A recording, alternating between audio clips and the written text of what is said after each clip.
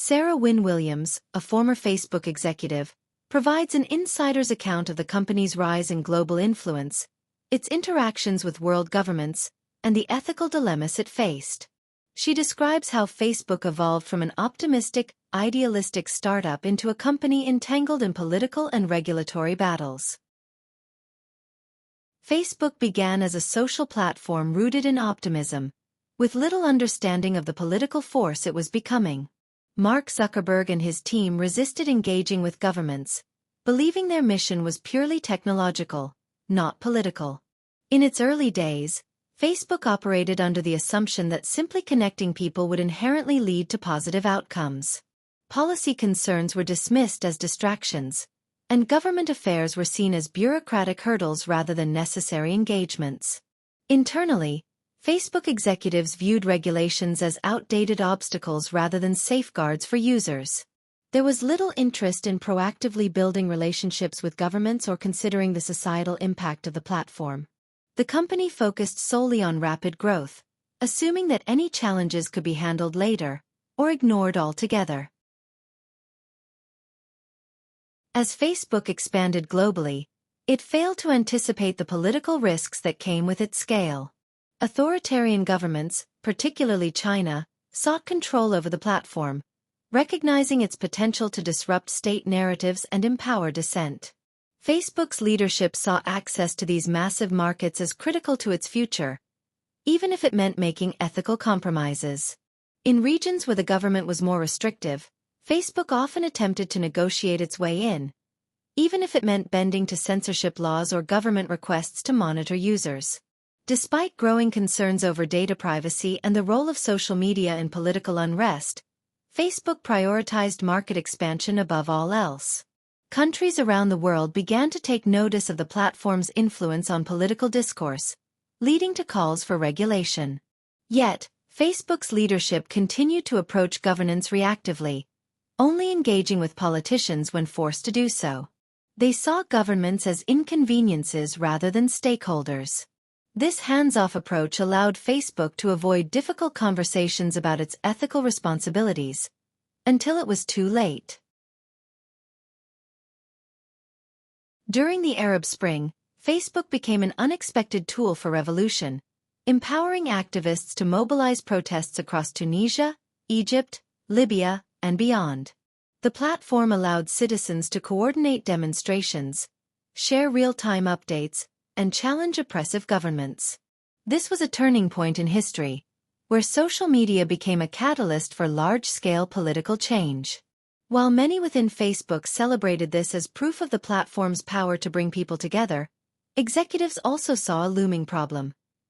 Governments were now recognizing Facebook as a threat.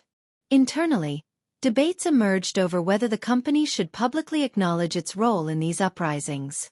On one hand, taking credit could elevate Facebook's reputation as a champion of democracy. On the other, doing so would risk alienating powerful governments, including China, which had already banned the platform. Leadership ultimately decided to remain silent, fearing that embracing its influence on political movements would lead to backlash from authoritarian regimes and potential regulatory restrictions in other countries. The Arab Spring made it clear. Facebook was no longer just a technology company, it was a political force. As Facebook's user base grew, so did its role in shaping elections. The platform became a battleground for misinformation, with viral falsehoods spreading unchecked. While Facebook's algorithm was designed to maximize engagement, it inadvertently prioritized sensational, emotionally charged content, often favoring conspiracy theories and propaganda over factual news. This became especially evident during the 2016 U.S. presidential election, when foreign actors, including Russian operatives, exploited Facebook to manipulate public opinion. Mark Zuckerberg initially dismissed concerns that Facebook had played a role in Donald Trump's victory. He publicly called the idea crazy, refusing to acknowledge the extent to which misinformation had influenced voters. However, behind closed doors, executives were beginning to realize the truth. Sarah Wynne Williams recounts being on a private jet with Zuckerberg when he finally admitted that Facebook had likely contributed to Trump's election. Instead of addressing the issue head-on, the company chose damage control. Leadership downplayed its role, resisted transparency, and worked to shift the narrative away from accountability. Rather than reforming the platform, they focused on maintaining their power. As governments worldwide began scrutinizing Facebook's influence, concerns over data privacy and election interference reached a breaking point. The Cambridge Analytica scandal exposed how Facebook had allowed third-party firms to harvest user data, further eroding public trust. Lawmakers began pushing for stricter regulations, questioning Facebook's handling of user information and its responsibility in policing misinformation. Instead of embracing oversight, Facebook fought back, launching aggressive lobbying efforts to resist government intervention. The company framed regulation as a threat to innovation, arguing that stricter rules would hinder the platform's ability to serve users. Internally, executives debated how much transparency was necessary, often opting to reveal as little as possible. Meanwhile, Facebook continued engaging with oppressive regimes, allowing governments to use the platform for surveillance and propaganda while justifying these decisions as business necessities. The same company that once claimed to champion free expression was now making deals with those who sought to suppress it. What began as a mission to connect the world had transformed into a relentless pursuit of power and profit.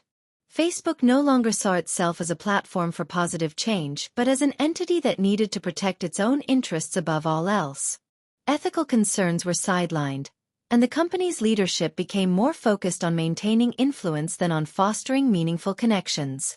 Facebook's internal culture shifted from innovation-driven idealism to corporate self-preservation. Executives worked tirelessly to control the company's public image while avoiding accountability for the platform's real-world impact. They misled users, downplayed regulatory concerns, and strengthened relationships with governments that would ensure their continued dominance. The company that had promised to bring people together had, instead, become an unchecked force shaping elections, policies, and global narratives, all while insisting it was simply a tool, never an actor. Sarah Wynne Williams' account paints a damning portrait of Facebook's evolution from an optimistic startup to a company willing to manipulate, mislead, and align with authoritarian regimes to protect its power. It details how executives knowingly influenced global politics, how Zuckerberg came to understand Facebook's role in Trump's election, and how leadership repeatedly chose profit over ethics. If this book gains widespread attention, it could fuel further regulatory scrutiny, damage Facebook's credibility, and challenge the narrative that the company is merely a neutral technology platform. This is a story Facebook would prefer to remain untold.